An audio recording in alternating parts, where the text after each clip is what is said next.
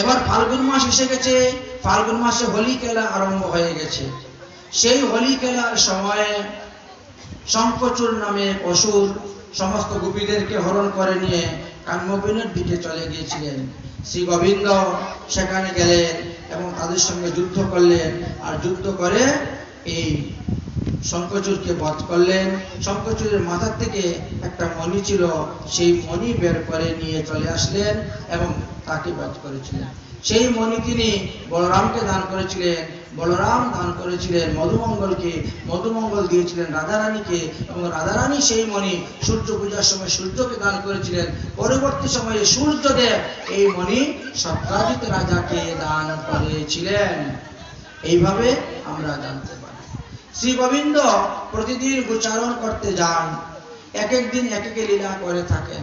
মা যশোদা সর্বদা চিন্তা করেন যে গোপাল আমার গোচারণ করতে গিয়েছে, না জানি কখন কোন বিপদ আসে।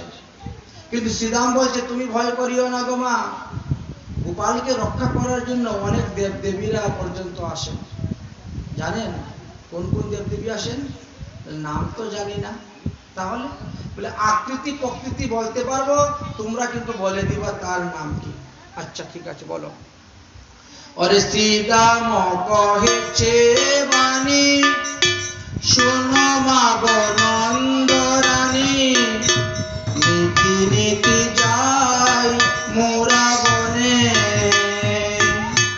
যতে করা কালো মিলি, সঙ্গে রাখি বনমালী, ধেনু বৎস চরাইব যতনে, ধেনু বৎস চরাই গজতনে, মোহন মুরলীর স্বরে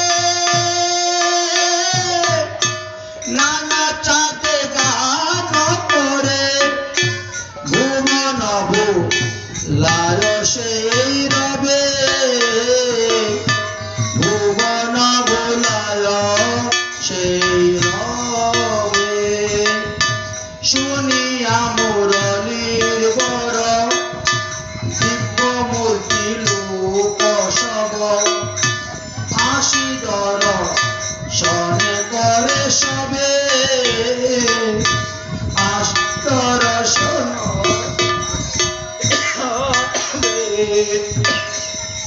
শ্রী গোবিন্দকে সবাই এসে দর্শন করেন। কোন কোন দেবতা বনের মধ্যে আসেন কৃষ্ণকে দর্শন করার জন্য নাম বলতে পারবো না, তবে তার আকৃতি প্রকৃতি বলতে পারবো। আকৃতি প্রকৃতি হয় স্বরূপ লক্ষণ, আর কার্যের দ্বারা যারা যায় তার তটস্থ লক্ষণ।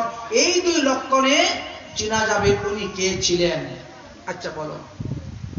হংসের হংসের উপরে চড়ি, চতুর্মুখে মন্ত্র পড়ি, স্তব করে কানাইর পাশে,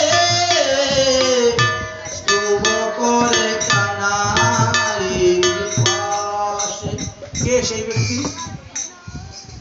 কে গো? কি নাম তার? হংসের উপরে চড়ি, চারিমুখে মন্ত্র পড়ি, স্তবে করে কানাইর পাশে ব্রহ্মা। ব্রহ্মা এসেছেন। আচ্ছা আর কে এসেছেন? তার উপরে শূন্য পথে, ঐরাবতে বজ্র হাতে, দেখি মোরা পালায় তরাসে, দেখি মোরা পালায় তরাসে। শূন্য পথে হাতির পিঠের মধ্যে বসে এক ব্যক্তি আসলো, এসে তোমার পুত্রকে প্রণাম করলো। সেই ব্যক্তির নাম কি? দেবরাজ ইন্দ্র, ঐরাবতে। আচ্ছা তারপরে কে এসেছে? অরে কৃপ পায় জন, বিশ্বপৃষ্ঠে আরোহণ, দিয়া সিংহা ডমুর নিশান, দিয়া সিংহা ডমুর নিশান, শিরে জটা তিলোচন, ভস্মে অঙ্গ বিভূষণ, সদাই জপে রাম নাম সদাই জপে রাম রাম নাম। এই ভক্তি আবার কে? মহাদেব ক্ষিপ্র হস্তে বিষপৃষ্ঠে আরোহণ। ঠিক আছে, মহাদেব। পরে তার বামে নারী তুলনা দিবারে নারী রূপে অন্ধ কারো করে না স্বর্ণকান্তি শশী মুখী ভালে শুধু তিনটি আঁকি কুলে করে রহে গিরিবরে কুলে করে রহে গিরিবর।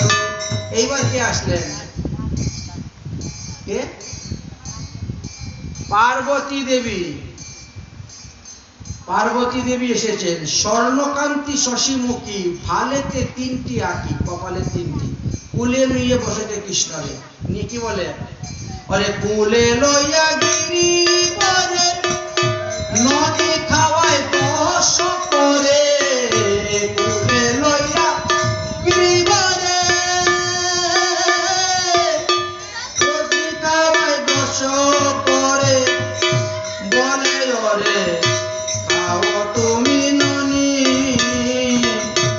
বলে ওরে বাঁচা কানু আনন্দেতে চড়াও ধেনু কাননেতে নাহি ভয় তো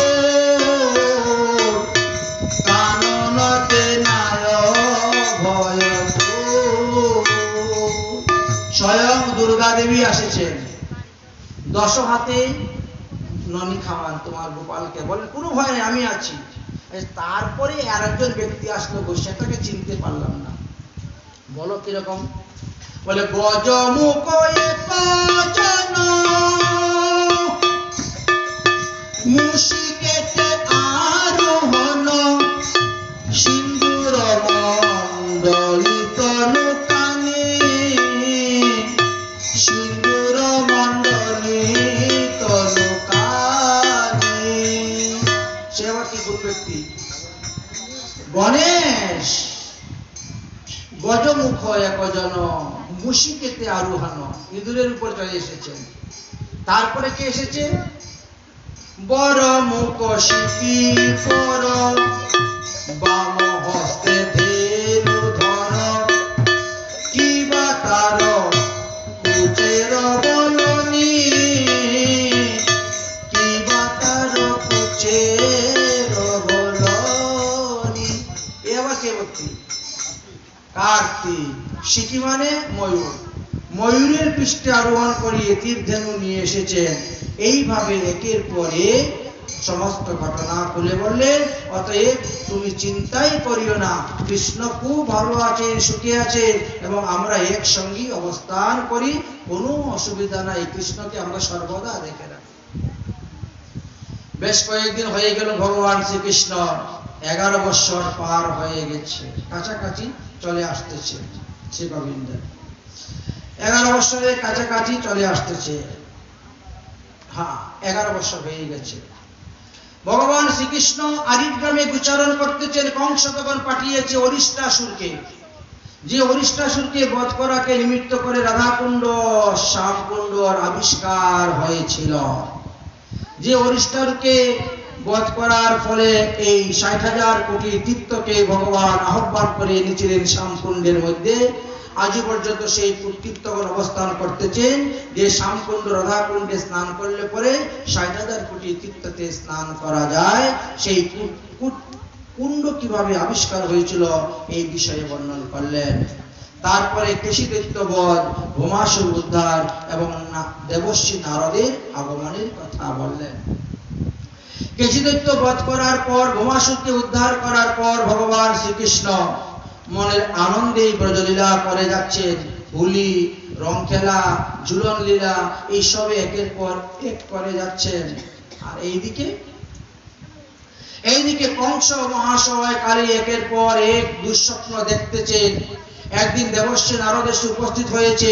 দেবর্ষি নারদকে বললেন, এই যে দুঃস্বপ্ন আমি দেখতেছি, এই দুঃস্বপ্ন দূর করার উপায় কি? দেবর্ষি নারদ বললেন, তুমি ধনুযজ্ঞ করো, ধনুযজ্ঞের দ্বারা তোমার এই দুঃস্বপ্ন নাশ হবে। ধনুযজ্ঞ উপলক্ষে তুমি বিরাট বড় একটা মেলা বসাও, আর সেই মেলা উপলক্ষে কৃষ্ণ বলরামকে নিমন্ত্রণ দাও। এই কৃষ্ণ বলরাম কিন্তু দেবকীর পুত্র, বসুদেবের পুত্র। আমি দেবতাদের মুখে শুনতে পেরেছি, অতএব তুমি বসুদেব দেবকীকে ছেড়ে দিয়ে ভালো করো নাই। কংস এই কথা শ্রবণ করে সঙ্গে সঙ্গে বসুদেব দেবকীকে এনে কারাগারে নিক্ষেপ করে রেখে দিল, আবার বন্দী করে রেখে দিলেন।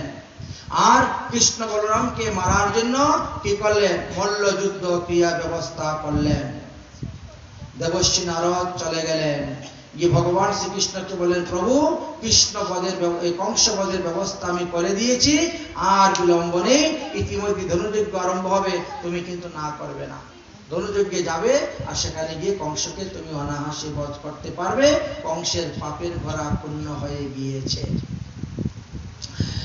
যাই হোক, কংস তখন কি করলেন? দেবর্ষি নারদের মুখ থেকে বুদ্ধি পেয়ে তিনি চলে গেলেন অক্কুরের কাছে। অক্কুরকে গিয়ে বললেন, হে অক্কুর, তুমি যেভাবে হোক বৃন্দাবনে যাও, ব্রজে যাও, কৃষ্ণ বলরামকে নিমন্ত্রণ দিয়ে নিয়ে আসো, নন্দ বাবাকে নিমন্ত্রণ দিয়ে নিয়ে আসো, সমস্ত ব্রজমণ্ডলে, গৌরমণ্ডল, ক্ষেত্রমণ্ডল সব চতুর্দিকে নিমন্ত্রণ পৌঁছে দাও, সমস্ত বিশ্ব ব্রহ্মাণ্ডে নিমন্ত্রণ দিয়ে দাও। আমার এখানে ধনুযজ্ঞ হবে, আর ধনুযজ্ঞতে মল্লক্রিয়া হবে।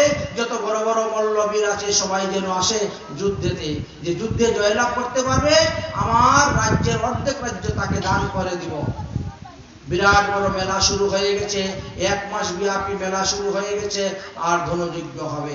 ভগবান শ্রীকৃষ্ণের বয়স যখন 11 বছর 7 মাস 3 দিন, আর সেই দিন অক্কুর মহাশয় এসে উপস্থিত হয়েছেন ভগবান শ্রীকৃষ্ণকে নিয়ে যাওয়ার জন্য মথুরাতে। মা যশোদা দিতে চাচ্ছেন না, অনেক বুঝিয়ে সুজিয়ে প্রশ্ন করে রাজি করিয়ে এবার বলরাম আর কৃষ্ণকে নিয়ে মথুরার দিকে রওনা হয়েছে। সমস্ত ব্রজগোপীগণ যখন জানতে পারলেন কৃষ্ণ মথুরায় চলে যাচ্ছেন, ব্রজগোপীরা তোমার রাস্তার মধ্যে একদম সবাই লম্বা হয়ে শুয়ে পড়ে গেছে, রথ আটকে গিয়েছে। তুমি যদি কৃষ্ণকে নিয়ে যেতে চাও, আমাদের বুকের উপর দিয়ে রথ চালিয়ে নিয়ে যাও। অক্কুর তখন কি করবেন? বিপদে পড়ে গেছে। ভগবান শ্রীকৃষ্ণ বলছেন, গোপীগণ আমাকে ছেড়ে দাও, আগামী পরশু দিন আমি আসবো, আজকে যাব, কালকে ধনুযজ্ঞ দর্শন করো, পরশু দিন চলে আসবো, আমাকে ছেড়ে দাও। আজও পর্যন্ত সেই গ্রামের নাম পরশু গ্রাম আছে, যেখানে ভগবান বলছিলেন পরশু দিন ফিরে আসবেন। সেইখান থেকে রওনা হলেন, রওনা হয়ে গেলেন।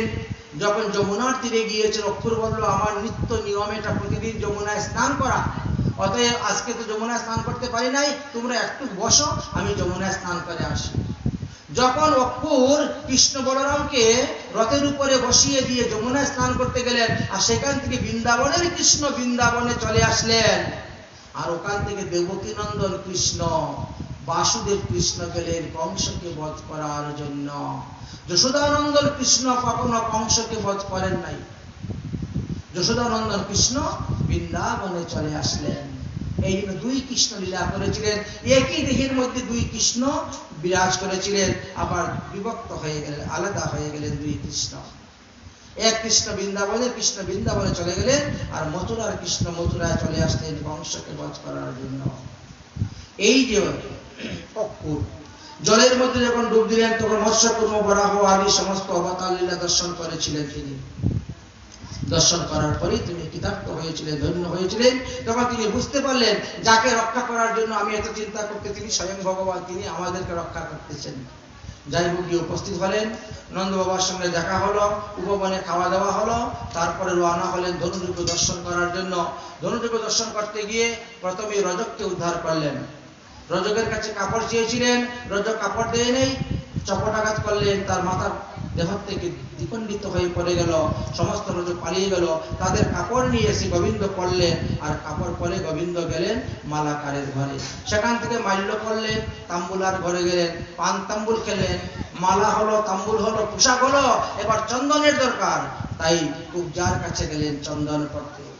কুবজা তিনাকে চন্দন পরিয়ে দিল, আর সেখান থেকে এসে ধনুযজ্ঞের গৃহে প্রবেশ হলেন। আর সেই গৃহে প্রবেশ হওয়ার পর তিনি কি করলেন? সেই ধনুযজ্ঞ দর্শন করতে করতে কৃষ্ণ আর বলরাম 2 দিক থেকে 2 জনে ধনু ধরে টান দিয়ে ভেঙে দিলেন, তুলে দিলেন, শুরু হলো ধনুযজ্ঞ। সেখানে সবাইকে সেখানে বধ করলেন। কংস শুনতে পারলেন, পরের দিন কৃষ্ণকে কিভাবে বধ করবেন এই চিন্তার মধ্যে তিনি পড়ে গেলেন। তারপরে তিনি কি করলেন, কুবলয় প্রিয় নামক হস্তিকে সমস্ত রাত্রি মদ খাইয়া পাগল করে রেখে দরজার সামনে রেখে দিয়েছেন, চতুর্দিকের দরজা বন্ধ করে দিয়েছেন, আর কৃষ্ণ বলরামের রাস্তা প্রবেশ করার দরজা রেখেছেন।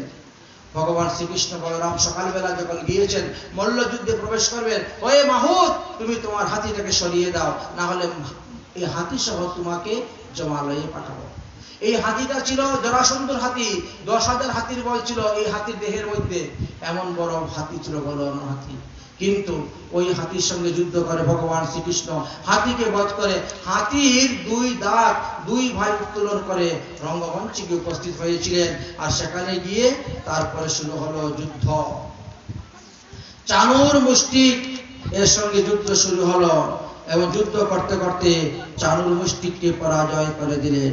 ভগবান শ্রীকৃষ্ণ চানুরকে বধ করেছিলেন, আর বলরাম মুষ্টিককে বধ করেছিলেন। বলরাম চানুর এদেরকে বধ করার পরে এদের যত ভাই ভাতিজা বংশধর ছিল সবাই এসে উপস্থিত হয়ে গেল যুদ্ধ করার জন্য। কংসের যত ভাইয়েরা ছিল সবাই এসে গেল যুদ্ধ করার জন্য। কংস চিৎকার করছে, চতুর্দিকে দরজা বন্ধ করে দাও, কৃষ্ণ বলরামকে সবাই হত্যা করো, নন্দ বাবাকে হত্যা করো, এইভাবে বলতে, বসুদেবকে হত্যা করো বলতে বলতে তিনি গৃহের ভিতরে গিয়ে চতুর্দিকে দরজা বন্ধ করে দিয়েছেন।